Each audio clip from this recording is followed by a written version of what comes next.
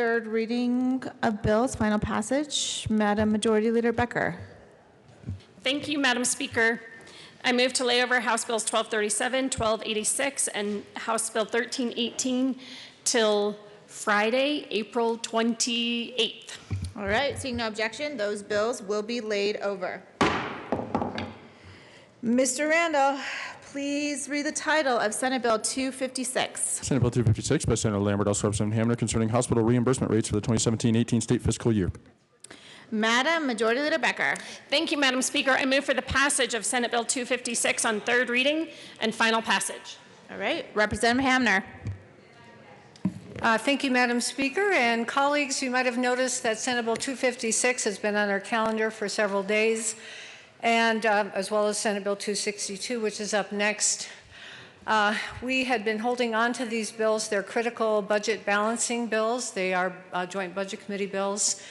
We're hopeful and are still hopeful that we are able to find other solutions that restore the cuts to hospitals that you'll see in Senate Bill 256.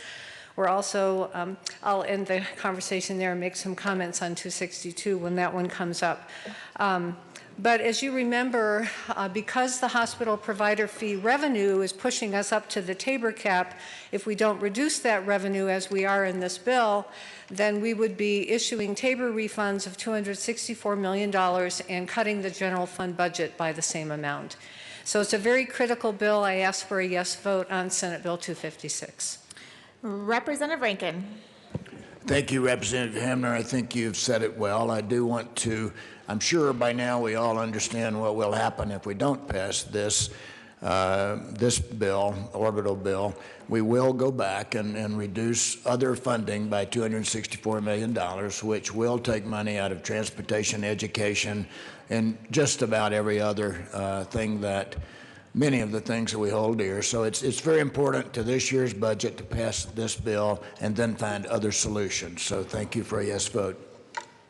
Representative Thurlow. Thank you, Madam Speaker, and thank you, members. And I just would urge a no vote on 256. My question is, why don't we do something different? Why don't we go back and see if we can fix our processes before we cut our hospitals by $264 million, and also take away the refunds? The whole process is upside down. We should work on a fix, and I think we could still do it this year if we actually wanted to. There are remedies such as just exempting the provider fee from Tabor. I know that's a sore point with a lot of people, but it's a process that makes so much total sense. I don't know why we don't just do it, because it would be good for all of our constituents. Representative Hamner. Thank you, Madam Speaker. Representative Thurlow, love your comments.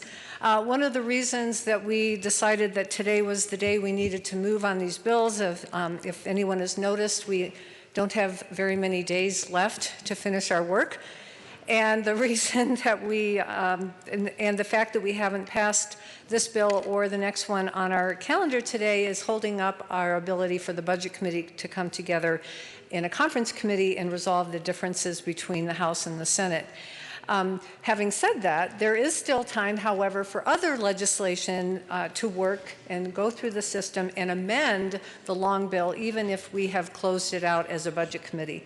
So I still remain optimistic and hopeful that we'll find other solutions, and I definitely support and appreciate your work, Representative Thurlow. Thank you. Representative Thurlow. Thank you, Madam Speaker. Thank you, Representative Hamner and Rankin. And what I suggest is negotiations always come down to the last minute, and we could do a great service to the state of Colorado by voting no on this bill and forcing everybody's hand in the negotiations. I urge a no vote. Seeing no further discussion, Mr. Randall, please open the machine, and members, please proceed to vote.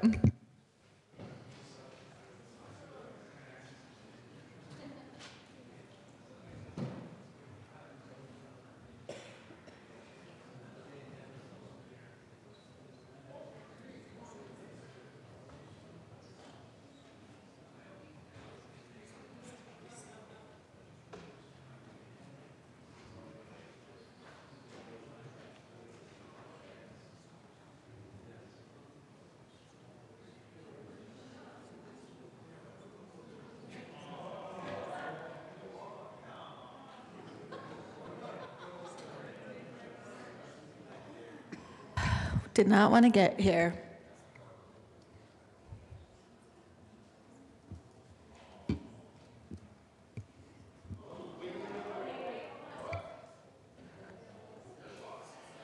Oh, the machine is closed.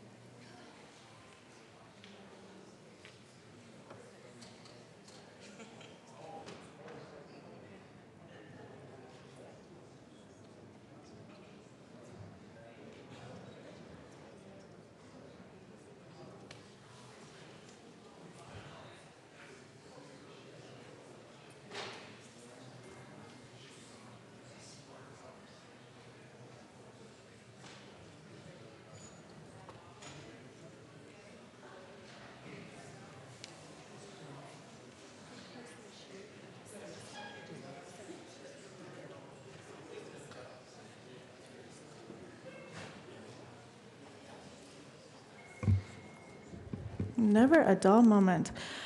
The machine was accidentally closed by staff, and Mr. Randall is going to reopen the machine.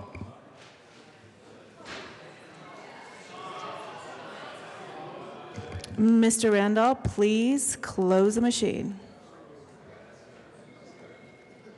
With 33 yes votes, 31 no votes, and 1 excused, Senate Bill 256 is unfortunately passed. Co-sponsors.